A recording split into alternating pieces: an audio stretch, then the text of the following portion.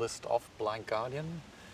We're a German band, and we're around for the last 25 years, and we've made quite a bit of history in heavy metal, I would say. When we were doing an album called The Night at the Opera, we didn't have an idea about the album cover concept first, and we did not have any idea who could be a possible artist for it.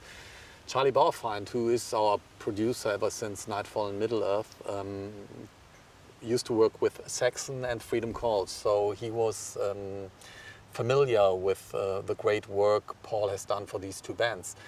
And he recommended Paul to me, and I checked out Paul's homepage and found out his passion for Tolkien. And so I was convinced he would be the right person for our next album. I contacted him on the phone, and we had a very nice conversation. And since he is a great metal fan, he had a good idea about Blind Guardian, and he was willing to do the job. So we exchanged ideas, and after a while he came up with a fantastic concept and a fantastic painting of A Night at the Opera. When we decided not to work with Andreas Marschall after Nightfall and Middle-earth, we were convinced that the music has made a change at that point, and we needed to make that obvious in the cover as well. So we had some more humoristic ideas for the album concept and for the elements in there. And we wanted something more uplifting. And I mentioned that to Paul, and he delivered this in his very special way. There always has to be a very close link in between the music of an album and its package, i.e. the artwork, which is the most obvious thing people get to see even before they listen to the music, especially back in the old days. And therefore you need to make sure that whatever is delivered through the album artwork will be found in the music as well. And therefore it was very important for us to have someone like Paul on our side who would be able to deliver such specific feeling to the people. And even nowadays, if I go to a record store and check our albums or any other albums, I will find A Night at the Opera immediately, because it has a very uplifting and unique spirit. And that's also what the music delivers on A Night at the Opera. It's, even for Blind Guardian terms, a unique album. We have never ever done anything like that before, nor will we do in the future. It is the most bombastic, the most intense album we've ever done. And this can be found in the album painting as well. And that's where I'm really grateful. When we spoke about a possible Blind Guardian album artwork, we had been very precise. So Paul has had a very strong idea. I told him what I liked of his old work, and that I liked the composition of colors he always has in his covers.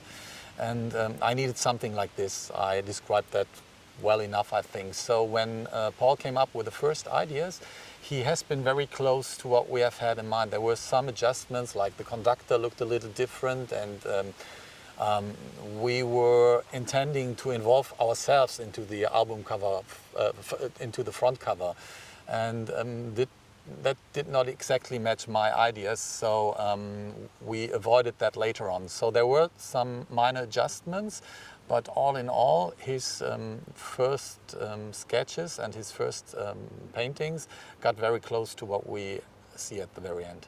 The link between fantasy and metal music in general is based on the melodic elements of the music, and I think that the music, no matter which band we're talking about, is creating pictures, images. And you, as an artist, would love to have something which stays timeless. And therefore, Blind Guardian, for example, tries to find something suitable. This is very important. The music must demand it.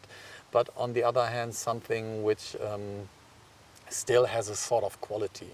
And therefore, that's when fantasy comes in. It gives you a lot of inspiration while you have leisure time and do your readings or whatever you do. And this helps you creating music sometimes. So it is a never-ending process where everything takes benefit of the step before. When I started playing in Blind Guardian, the band was called Lucifer's Heritage back then, I also started heavily reading fantasy novels. So the era is combined for me forever. You know, it's a union. And therefore it was obvious for me that once we create our own music, I would first come up with lyrics which are related to my favorite topics, like The Lord of the Rings, for example. I introduced that idea to Andre, our guitarist and the other main composer, and he liked the idea and he got addicted by fantasy literature and horror novels as well. So they became a part of his songwriting as well.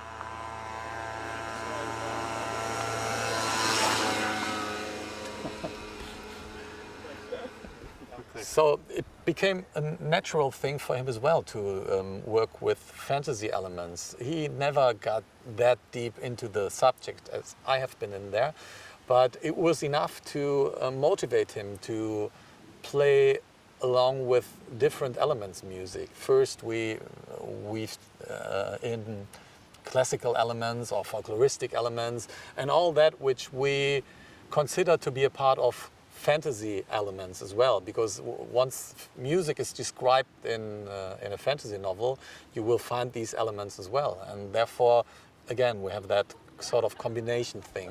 I was always tempted to do something with the beginning of the Silmarillion, with the music of the Ainur, but that would not match the music which was existing in Blind Guardian at that point, so I skipped the ideas, and this has been the case with each piece of music which is described a little stronger in a fantasy novel. Nonetheless, an image is created once you read these passages, and this has an effect. I believe it is a fact that there is that very spiritual close link in between, you know, the inspiration you get and you will give away. But the funny thing is, once you are in the creating process, you do not think too much about it. You know, you might want to deliver a certain mood which you have read about, you know, or you want to deliver the mood you have been in yourself once you read a certain novel or something. But other than that, it's a natural source which is created inside, and whatever comes out, you know, hopefully pleases, you know, the inspiration, but is something individual. That's very important, and I can catch that in Paul's painting as well. You know, whatever you tell him, he will dig it and he will bring it in, but from his own point of view, and that's what art is about. The Bard issue we consider as a trademark, and we are surprised ourselves. Again, it's something you don't think about. We had that idea about the minstrels, the bards, you know, yeah, and their gathering, which has been influenced more by a computer game than by fantasy literature. There is a role-play game called The Bard's Tale, I think. I don't play computer games, but Andre mentioned that to me, and that's when I came up with the Bard's idea, you know, to have the gathering and, you know, to create a song like the Bard's song. And then we exchange ideas, and sometimes we do not even know exactly what the other guy is talking about. But again, this is what, you know, if you receive something, you create something new. Yeah. And so even if we do not know precisely what we were talking about, especially in the beginning of the 90s, we at the very end came up with something which was appealing to the other guy. And that's how we build it up. And then the fans took over. They somehow relate Blind Guardian to fantasy metal and especially to Bard's music, maybe because of the Bard song. But it was not in the agenda, you know, that this would be a lifelong trademark. Luckily, we have some more, but that's a good one. Whenever people ask me, you know, will Blind Guardian be a part of your life, or, you know, do you think about retirement? No, we don't. I haven't thought about, you know, being in a band for 50 years or 30 years when we started. We had the vision to create this band and become successful. But other than that, we never thought about time. You know, no matter how much time is involved into our lyrics, we don't think about time, you know, when it comes to our career or something. But if you start being a creator of something, you cannot stop. It will be difficult to be on stage, you know, when I'm 75 and, you know, supply the same energy. It's maybe even impossible. I have no idea now. But there are other ways, because you lose and you gain something. And this will be part of your skill and your art. And you can't stop that. It's impossible.